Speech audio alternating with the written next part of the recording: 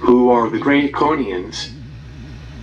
Many so-called UFO abductees, especially in recent decades, have described encounters with remarkably similar types of entities, some of the three most prominent being the Greys, the Reptiloids, and the Nordics. As in the case of abductee Ted Rice and other incidents related by the late Carla Turner and others, at times all three of these types of entities are seen collaborating together. In other cases, the reptilian entities have been seen masquerading as Nordics by using some type of projected hypnotic or holographic field, apparently in an effort to deceive abductees and gain their compliance. This is not to say that all Nordic or human-type extraterrestrials are in fact reptilians involved in some type of fifth column they live the movie agenda against humanity. I believe that there are benevolent human beings on other worlds, the clincher however being that many of these will not interfere in our affairs, so as a result most of the current day encounters involve alien entities that do interfere. The Greys, perhaps the most common entity type encountered, have been described as having a reptiloid, amphiboid or even saurian genetic base, complete with scaly skin, webbed claw-like fingers, and even reptilian eyes, with vertically slit pupils that have been seen by some abductees deep within the cybernetic opaque big black slanted eyes that seem in many cases to be some type of biomechanical covering and are one of the major calling cards of this type of alien entity. These gray aliens of gray-gray, gray-white, and gray-green appearance have not only integrated cybernetic components, but also insectilian and even vegetable type in an apparent effort to genetically engineer or upgrade their race along specific agenda lines, and this also includes the assimilation of human, as evidenced by the so-called hybrid programs. This mesa lies just north of the small town of Dulce, New Mexico within the Jicarilla Apache Reservation in northwestern New Mexico. One of these sources was a man by the name of Thomas Edwin Costello, who claimed that he worked in this joint alien facility as a director of security.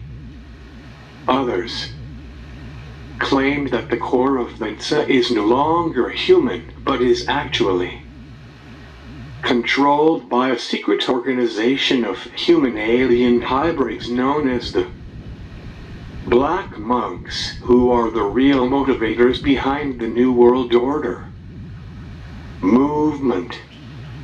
Costello reported that the Dows, Greys, the Dracos, Reptiloids, and the Chakars, akin to the Muthmen, described in John A. Keel's book of the same name, yet in this case possessing white or beige-colored scaly skin, all collaborate together within the lower levels of this underground system, which stretches between Dulce, New Mexico and Los Alamos, some 90 miles to the southeast.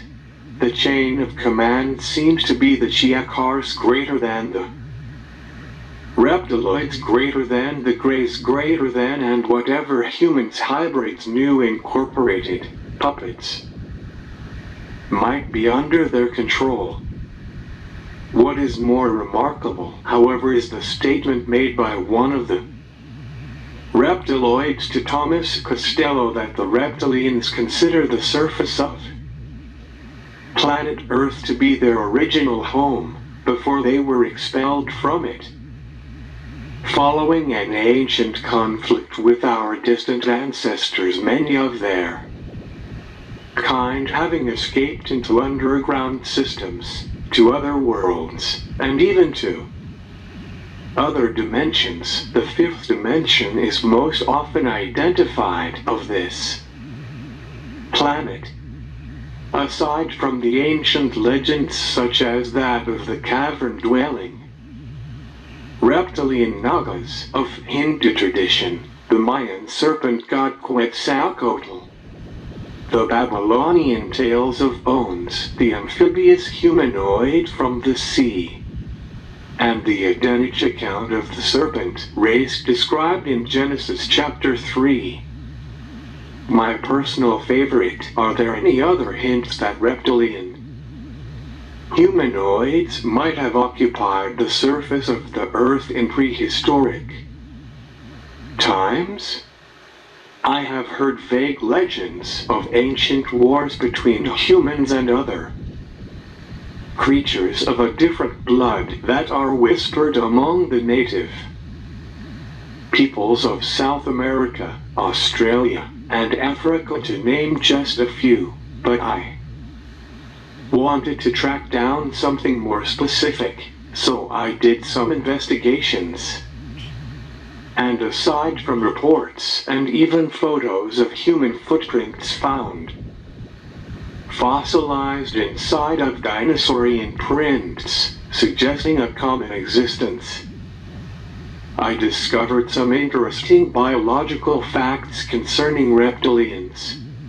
It seems that biologists agree that snakes ultimately mutated from lizards, and lizards from the larger thunder lizards, or dinosaurs of ancient times.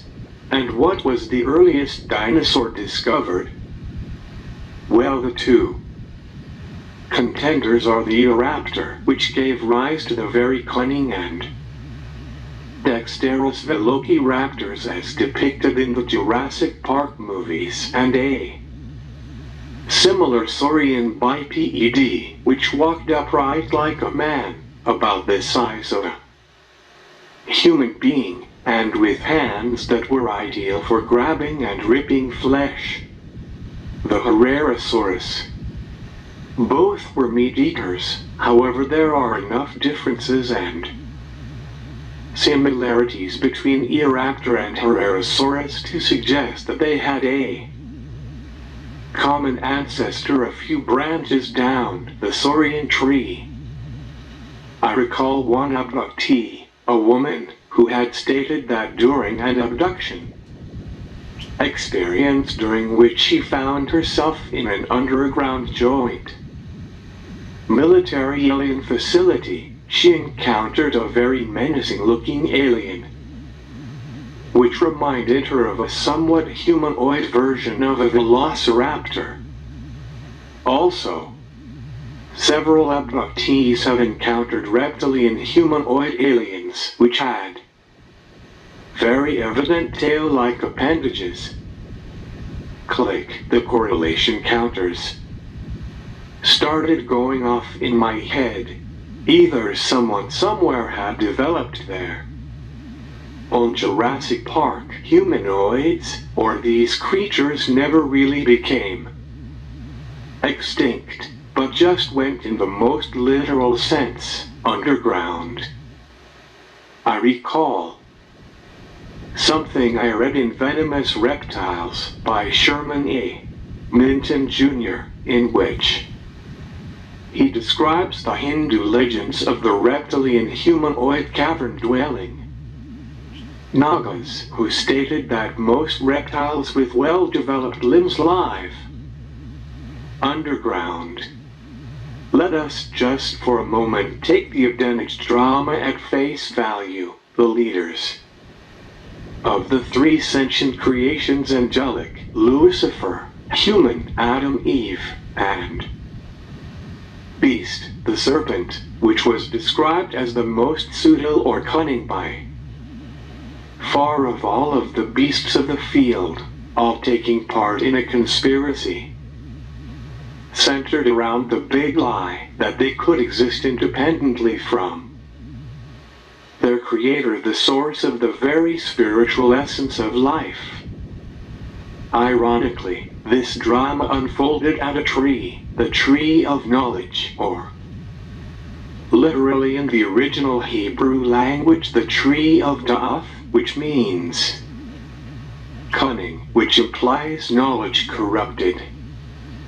Now this tree, as all tree do, utterly depended on the sun for its life. However, a tree could never hope to become equal to or exist independent from the life-giving rays of the sun, nor from the hydrodynamic cycle which the sun makes possible. True, a tree is illuminated by and reflects the light of the sun. In Lucifer's case, however, his mistake was in giving himself all the credit for the light of the Creator which reflected through his being, whereby he received his name, Lucifer. I use the term he for convenience only when in reality Almighty God and the angels are not limited to material gender, but are rather androgynous beings of spirit.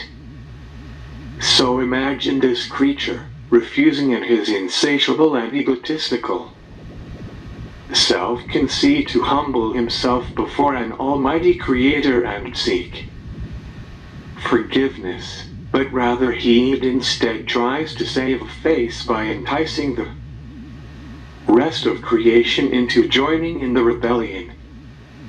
Of course, being a creature of darkness, once disconnecting himself itself from the light life of the creator, Satan, the adversary, formerly Lucifer, would use deception to try and downplay the importance of the creator and thus deceive others into believing that he himself had almighty power and thus deserved to rule the universe.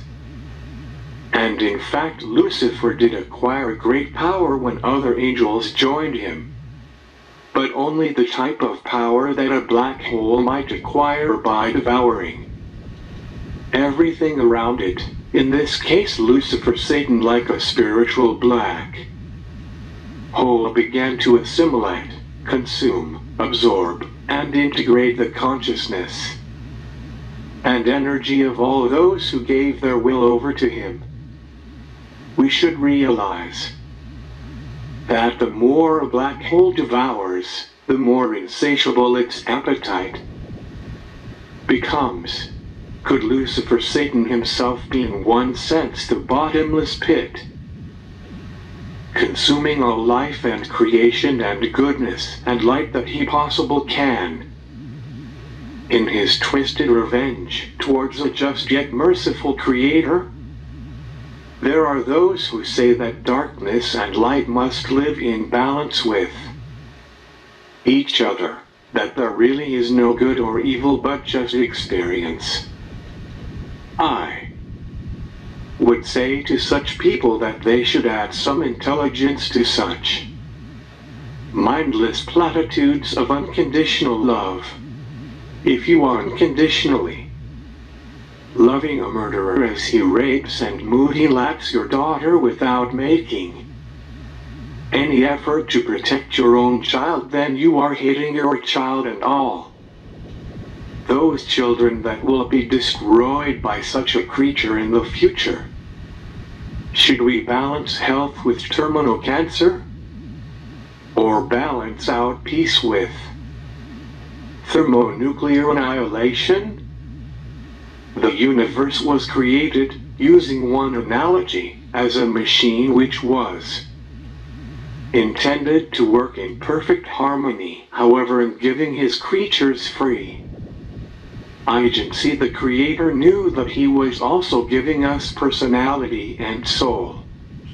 yet with the risk that we might choose to cause destruction to the machine. A blood cell, for instance, was designed to draw life from the heart and to share that life with the rest of the body, intuitively knowing that in keeping the body alive it is keeping itself alive. The cancer cell, on the other hand, thinks only of feeding itself by stealing the life essence from neighboring cells, and thus dying more and more with each act of destruction, for life can only come from the Creator. But when one starts serving themselves rather than the whole, they cut themselves off from the source of all life, which can only give the essence of life to those who are willing to become channels or vessels of that life. If a spring becomes a sinkhole, taking water instead of giving it, it merely becomes a dry, dead hole in the ground. So judge for yourself whether it is evil to embrace darkness and have your very soul identityable personality consumed by, should we say, the insatiable Luciferian hive. This is the nature of Satan, formerly Lucifer, who is the ultimate emotional psychic bioplasmic vampire, having consumed his angelic followers, turning them into energy vampires as well, stealing the essence of life or the life force second-hand from everyone they can, rather than go right to the source, even in light of the altar of Calvary, where the Creator's perfect justice with perfect mercy joined, and thus opening the way back to the Creator's heart, for Calvary is the very heart of the universe for those who are willing to receive the divine blood transfusion, but only once they have acknowledged their need. As for Satan, however, his vampirial nature and that of the dark spirits which he had assimilated went to work in the realm of Eden to search for yet another host that the Luciferian hive could, parasite-like, attach itself to. The serpent was the ideal candidate. The serpent was, according to the book of Genesis, originally an upright standing being with a semblance of free agency and sentence. If this were not the case, then the Creator would not have judged this beast, much less cursed it to go about upon its belly. This curse has been suffered by many of the reptilian subspecies. However, there are apparently some of the more alien branches which have escaped this particular judgment for a time, but this does not discredit God, since there are many delayed prophecies in the scriptures, including the prophecy of the lion and the lamb making peace with each other, which may not be realized until well into the millennium. Human reptilian genetic hybrids, on the other hand,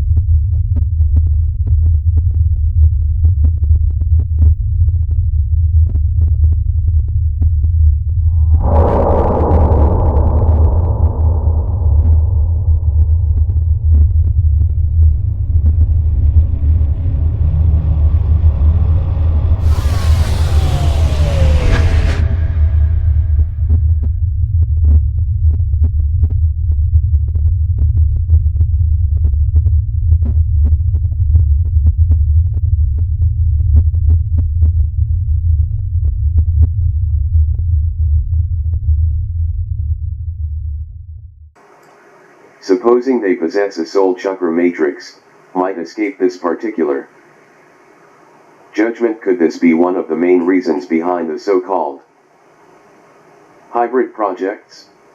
So then, how did Lucifer/Satan gain the serpent's compliance? Perhaps he began to use deception on this king of the animal realm as he had done with the fallen angels. For instance, I know how you feel, in that Jehovah gave Adam a superior position of dominion than you. You deserve better than that. Allow me and my angels to indwell you and your seed, and we will give you supernatural powers over man and nature, but first we must destroy Adam's connection with his God, from which his dominion power comes. We will use his mate in order to do so, and Adam, who will not be deceived like his mate will be, shall nevertheless reject his God and do as we desire for fear of losing the love of his mate. These may not be the exact words used to gain the serpent's cooperation. However, it was probably something very similar. So then, once Adam lost his supernatural dominion and innocence, his connection with his Creator having been severed by the dark cloud of guilt which Adam had allowed himself to create, the divine dominion flow having been severed at the human level, nature began to turn wild, harmony turned to chaos, love turned to selfishness, and the spirit of the world became a slave to the material. Everything went out of balance, vegetation began to decay, animals began to turn hungry and to turn on each other in predatory self-preservation. A virus had entered the paradisiacal hologram that the Creator had programmed. However, rather than force humanity to do his will and thus fill the universe with soulless robots, the Creator allowed his creatures to choose and determine their own destiny. They would have the power to choose heaven or hell on earth, but the Creator knew the weakness and pull of the flesh and therefore would provide a way out of the endless cycle of mutual abuse for those who were willing. But the damage was done. Lucifer/Satan was ecstatic. He had tricked Adam into capitulating his dominion over the planet, if not the creation. Lucifer was now the god of this world, Adam essentially having squandered his birthright to the planet over to the deceiver, the prince of darkness. That is, until God extended his creative word or logos into the material world, desiring not only to become a perfect human in order to know on an experiential level what it was like to be human, but also to make the sacrifice necessary to reconnect or engraft the dying human branches back into the vine which alone could renew them spirit, soul, and body.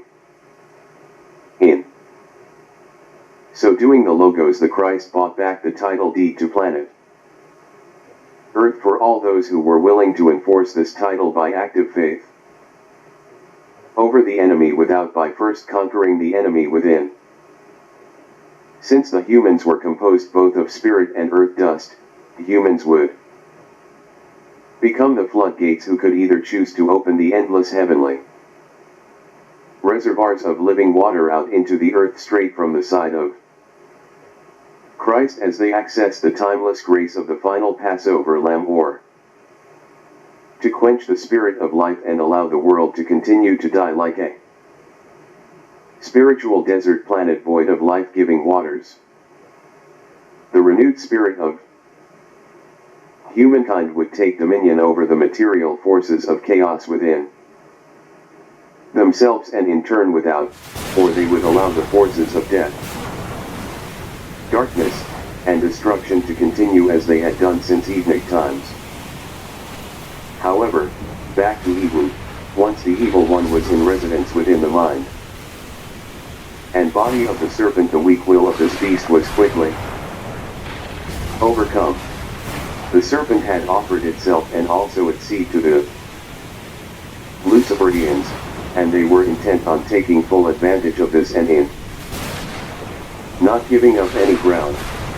It is not too hard to imagine that the serpent may have acquired supernatural powers over humanity and nature, yet at the horrible price of losing all semblance of individuality and free will and identity over to the Luciferian hive. The reptilian or serpent race was highly mutable and adaptable. This had nothing to do with the theory of ascending evolution, but everything to do with the fact of lateral mutation, or rather, not the creation of the genetic codes but rather the reprogramming of already existent genetic codes. We know for a fact that viruses, for instance, can mutate and reprogram themselves in order to adapt to different environments.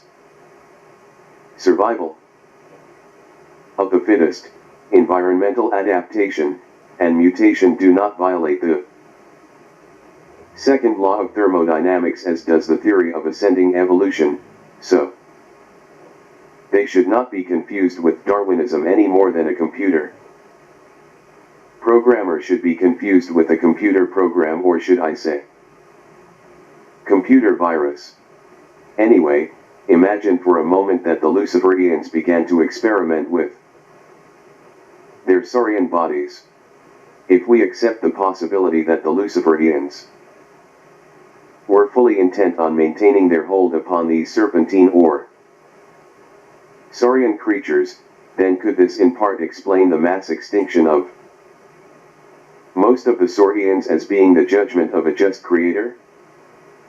Also, since many dating techniques base the age of the stratum on the objects found within, and also the age of the artifacts on the type of stratum in which they lie, then we are dealing with a catch-22 type of dating system wherein any theoretical date could be applied. And usually the stratum are aged, based on the assumption that they took millions or billions of years to accumulate, rather than on the possibility that a global deluge and cataclysm might have accounted for many of the layered deposits and their artifacts, which would open up the possibility of humans and saurians having existed contemporaneously with each other before the deluge. Scientists consider alligators, crocodiles, equinas, and Komodo dragons to be relative descendants of the earlier saurians.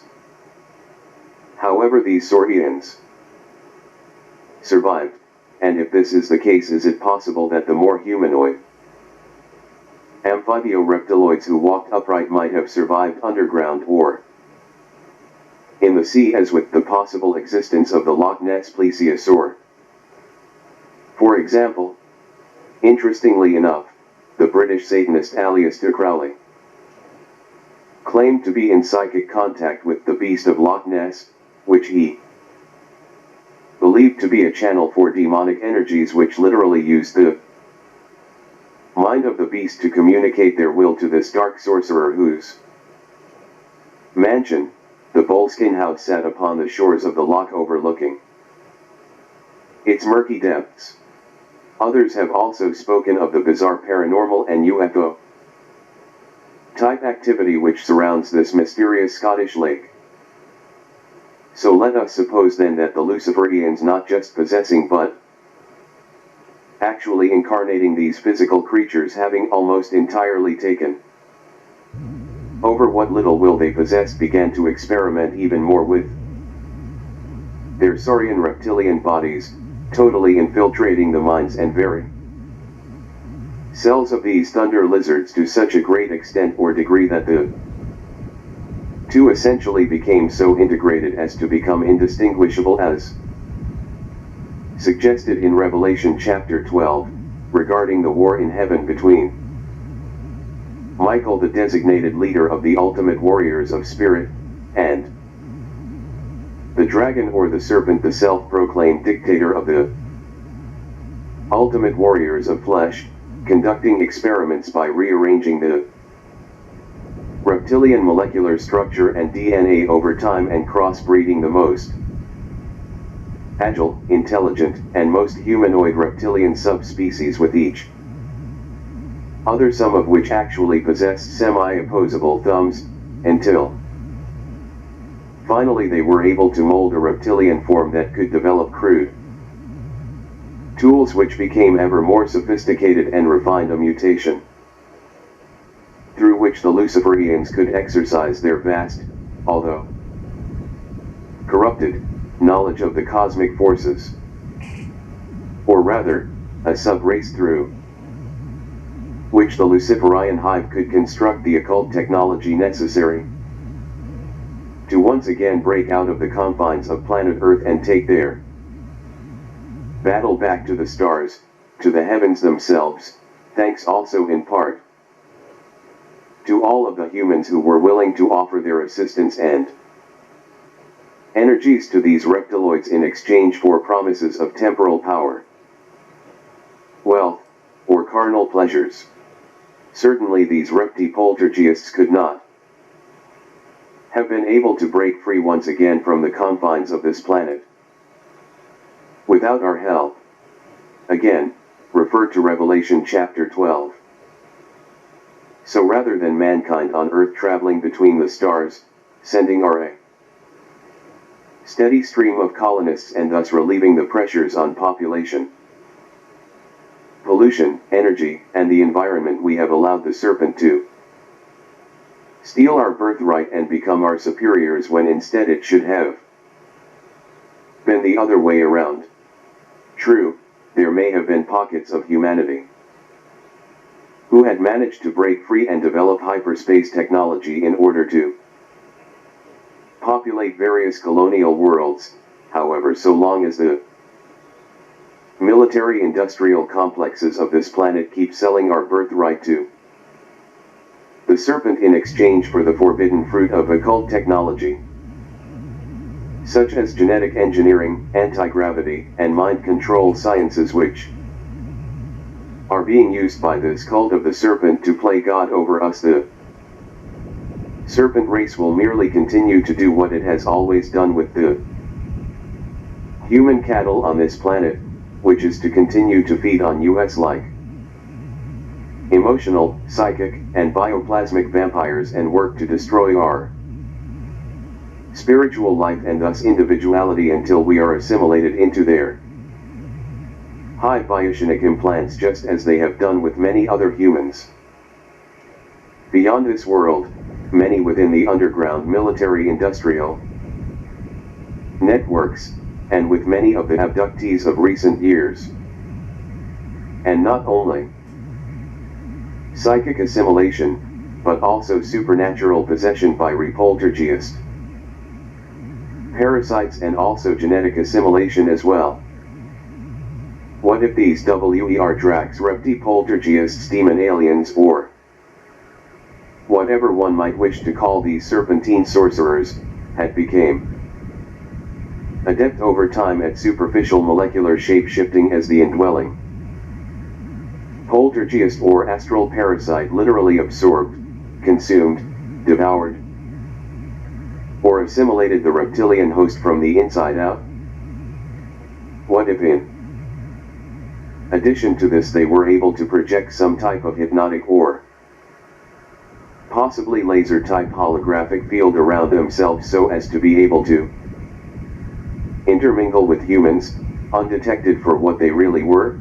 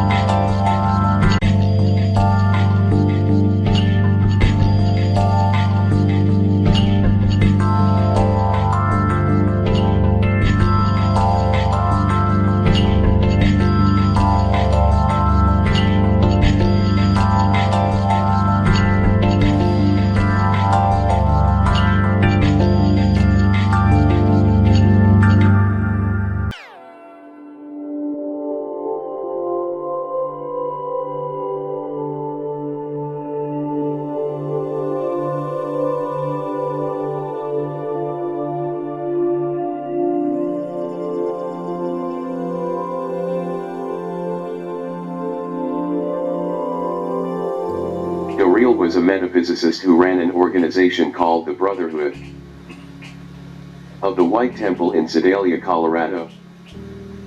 He sold small booklets and pamphlets, many of them about the inner earth based on what he had learned from his contacts. Doreel claimed that following a lecture of his in California, he was approached by two blonde-haired and blue-eyed men who offered to give him a tour of an underground city below Mt. Shasta in Northern California. Of course, Doreel jumped at this chance of a lifetime, although one might expect him to have been somewhat skeptical at first.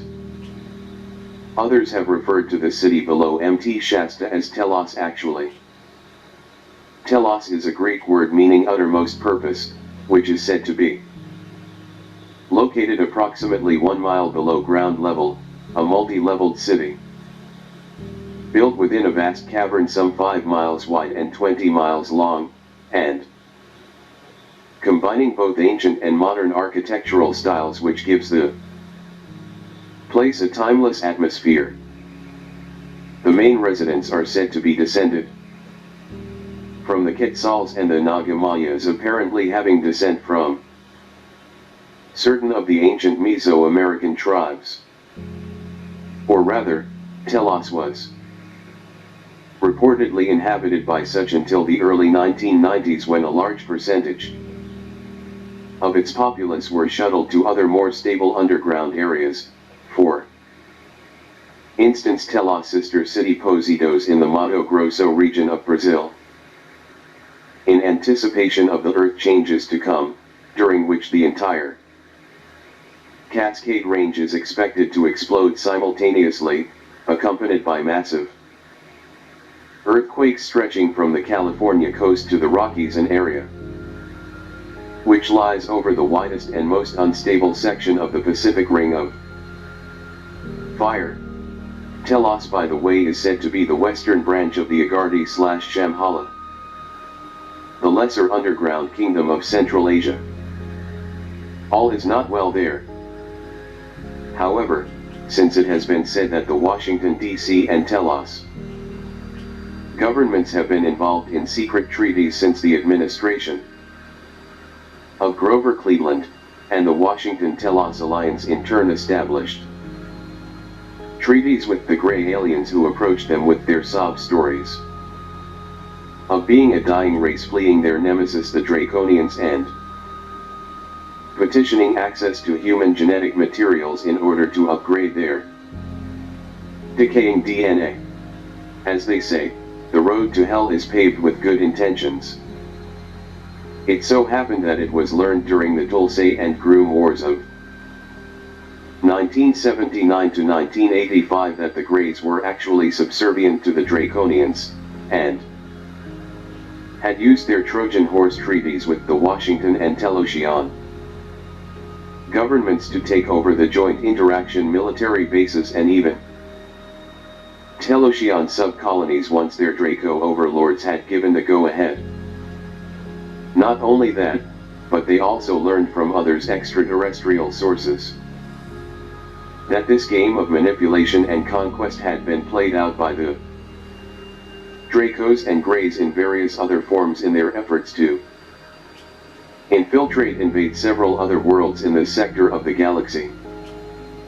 And just as in the case of those other worlds, the aliens were able to find willing human allies within both the surface and subsurface nations who were willing to sell out their own kind for promises of personal material gain. The irony was that most of these collaborators paid a horrible price once their usefulness had expired, many of them being replaced and their originals sent to the vats. Poetic justice, you might say. There is apparently no honor among thieves. Anyway, yes, Maurice Doreel. Could he have found the master key to explain the singular part that our planet Earth has played in galactic history? I believe it is very possible. During one of his visits, Doreel, was taken to an ancient records repository beneath the Himalayas, where he viewed crystal holographic recordings which revealed the forgotten history of our planet according to Doreel, the true ancestors of the ancient Scandinavians and apparently also the Aryans who invaded the India subcontinent thousands of years ago, bringing with them their high-tech knowledge of the Vimana, flying craft, nuclear energy, etc. lived in a subtropical kingdom which now lies buried beneath the dunes and tons of sand of the Gobi Desert. In alliance with other humans of great stature 10 to 12 feet tall, the Nephili, they developed quite a sophisticated and complex technological society. However, their way of life was being constantly challenged and threatened by a race of reptilian shapeshifters based in Antarctica, which was also at the time a subtropical region. These chameleons would infiltrate human communities and commit horrendous acts of sabotage. It was a virtual species war for the control of the surface of the planet. Some of the infiltrators were exposed, however, using a certain test. It was found that it was impossible for the reptilian tongue to pronounce the word kin in Ijane. However, in spite of all the infiltrators who had been tracked down and destroyed, the war was still going badly for the Nordics in this ancient Gobi kingdom. As a last-ditch effort, the Nordics developed a super weapon, possibly akin to a cobalt warhead, and launched or dropped it on Antarctica. The explosion was so great that it literally shook the planet, causing the Earth to begin to wobble on its axis, and when the poles had shifted and stabilized, the Antarctic had nearly overnight become the new southern pole, a frozen wasteland, and in turn the Gobi kingdom began turning into a barren desert. There were still many other reptilian colonies which had survived in other parts of the world. However, these mostly escaped into vast underground cavern systems, the entrances to which were carefully concealed in order to keep their human nemesis from finding them, although we might imagine that those who may have actually stumbled across these entrances rarely returned to tell the tale. One such underground system may have been the caverns of Patalas, which according to Hindu tradition is a 7-leveled cavern realm stretching generally from Benares, India to Lake Manasarowar, Tibet, where some locals have allegedly encountered the cunning and cruel underground dwelling reptilian Nagas and have seen their aerial ships entering and leaving the mountainous cliffs. The Nordics also moved much of their civilization underground, into the Agardhi cavern networks, and from time to time, as both sides spread their influence through the cracks and crevices of the earth, deadly clashes between the humans and the reptiloids broke out. In other cases, human sorcerers greedy for personal gain would sell out their own kind and begin collaborating with the serpent race. Such a case was described by Robert E. Dickhoff in his book Agartha concerning one particular Tibetan monk who led 400 warrior monks down into the caverns to do battle with a collaborating serpent cult composed of humans and reptilians, who they had learned were causing all manner of chaos and destruction in the surface realm by projecting dark energies towards the minds of those on the surface through the use of black witchcraft and sorcery. This underground cult used the word Agartha rather than Agardhi as a code word to indicate just which human channels belong to them. Anyway, this is about where Maurice Doreel's account leaves off. However, we might conclude by attempting to find the common denominators between other similar stories, more or less the following. Both species developed aerial and space technologies, possibly utilizing antediluvian technologies found abandoned in the depths of the planet, that would eventually carry their species ward to the Moon and to Mars. Explaining the reputed signs of ancient conflicts on both of those planets. Note, many consider the Earth and Moon to actually be a double planet. Ultimately, once hyperspace travel was refined, they would take their ward to the stars. There are some who claim that it took the USA only approximately 40 years to go from Kitty Hawk to manipulating hyperspace Philadelphia experiment, although the early experiments with hyperspace were of course very unstable, dangerous, and even deadly. Anyway, once hyperspace travel was accomplished, the ancients might have been able to colonize a good section of the galaxy within only a few centuries. Could this explain the claims made by some contactees of interstellar wars that have raged between the Nordic Lyrans and the reptiloid Dracos?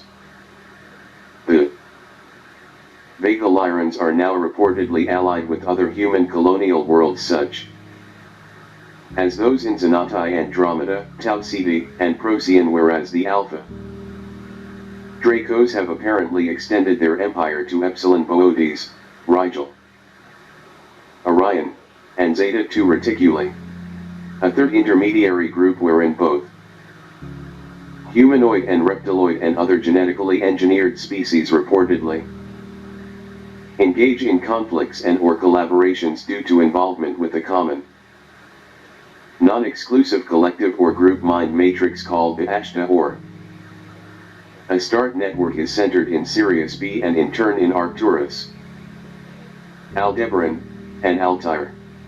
But for some reason planet Earth is considered by all sides to be the key to the whole conflict, which is why all sides are taking a direct interest in events here. What does our planet possess that the aliens desire? Well, a few possibilities may include ancient underground repositories, the root genetic sources from which many of the galactic civilizations were born, rare minerals, chemicals, and water in abundance, a remarkably unique electromagnetic grid which is very conducive to the establishment or programming of dimensional time stargates, a rare metagene factor in humans which many alien groups desire to assimilate into their own subspecies, and an incredible variety of genetic, animal, and vegetable life forms. And the fact that planet Earth, the divine tier, is an extremely attractive appearing prize to look at from both without and within. This is what many of the entities interacting with planet Earth desire. There are many contactees who also refer to Galactica-type scenarios of stellar civilizations undergoing some type of crisis which moves them to engage in a quest for the legendary home world from which their most distant ancestors came, and their search has led to Mother Earth. Still other contactees state that the entire Galactic Federation worlds can be traced back to an ancient alliance between the Sol Vega systems, some suggesting that life was planted on Earth from Vega, whereas others believe it was the other way around, and apparently the Dracos are one of those. Aside from any territorial paternal instinct on the part of the Draconians to reconquer their home planet Earth, some of the worst reptilian subspecies have an even more sinister motive. These are the vampirial types, who actually seek to feed off of human emotional energies and life force essence in order to acquire the energy that they apparently need not only to infiltrate our world but also our dimension. Having genetically engineered themselves along more warrior instinct lines, what little connection they might have had to a spiritual side has been all eliminated, and they are motivated only by the predatory instinct of their collective, which apparently knows only one agenda: conquer, assimilate, consume. All this has been confirmed by many abductees, especially in more recent years. There is one reptilian world that has, however, been identified as being more or less friendly towards humans.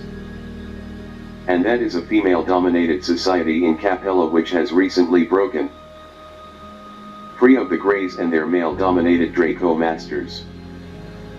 Big wonder, since female reptilians would probably be more in touch with their emotional spiritual nature than with the male-dominated types. Praise the Lord from the earth, ye dragons, and all deeps. Psalms 148:7. As a result of the space-time dimension travel, however, or simply as a result of being fully integrated by the indwelling astral entity, many of the reptilian alien types are no longer exactly in phase with our linear third-dimensional reality, and for this reason these reptipoltergeists, as I call them, are using humans in a parasite host capacity, attempting to assimilate humans, genetically hybrids, psychically implants, and even bioplasmically not all of the blood that is drawn out of partial or permanent abductees is used for experiments. I'll just leave it at that, in order to regain access to our dimension. Some claim that the Crowleyan rituals and Montauk projects have been very useful to them in the area of tearing holes in the fabric of space-time that separates our dimension from theirs. And since these types of entities feed off of the collective darkness of humanity, the only real way to defeat them is to first defeat the enemy within. Try whatever method of resistance you will, but I will tell you what has worked for me. Like St. George the Dragon Slayer of old, I have taken up the sword, the shield, and the altar of the cross. This symbol of the marriage union of the Creator's perfect justice with the Creator's perfect mercy is, I have learned, a weapon that the forces of darkness can never overcome, and the one weapon that will defeat them in the end.